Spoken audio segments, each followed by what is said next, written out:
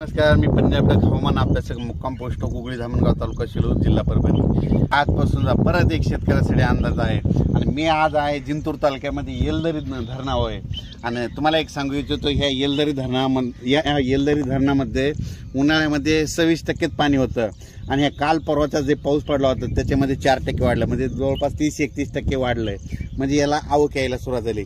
परत शेतकऱ्याला सांगू इच्छितो की आपण मागचा अंदाज दिला होता की राज्यामध्ये जवळपास 14 तारखेला पाऊस सुरू होईल, तर तुम्हाला सांगतो राज्यात पाऊस सुरू झाला, विदर्भात सुरू झाला आणि राहिलेल्या ठिकाणी राज्यामध्ये पूर्व विदर्भ, पश्चिम विदर्भ, दक्षिण महाराष्ट्र, उत्तर महाराष्ट्र, कोकण पट्टी, मराठवाडा या सगळीकडे यापासून बऱ्याच रात्री पावसाला सुरुवात होणार आहे म्हणून हे अंदाज लक्षात घ्यायचा।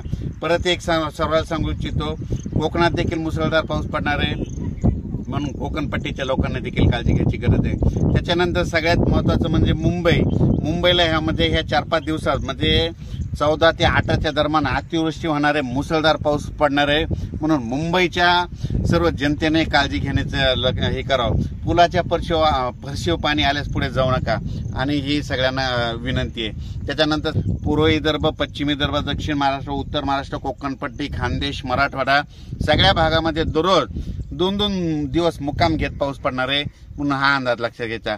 परत पुन्हा आणखीन एक सांगू इच्छितो, त्याच्यानंतर 21 तारखेपासून 21 जुलै ते 26 जुलैच्या दरम्यान परत एक चांगला पाऊस येणार आहे म्हणून हे अंदाज लक्षात घ्यायचा। मागच्या अंदाजामध्ये सांगितलं होतं की राज्यामध्ये 2 म्हणजे एक 16 तारखेला एक कमी दाबाचा पट्टा तयार होणार आहे आणि त्याच्यानंतर 19 तारखेच्या नंतर एक होणार आहे आणि हे 2 देखील कमी दाबाचे पट्टे झाल्याच्या नंतर ते महाराष्ट्रामधून जाणार आहे।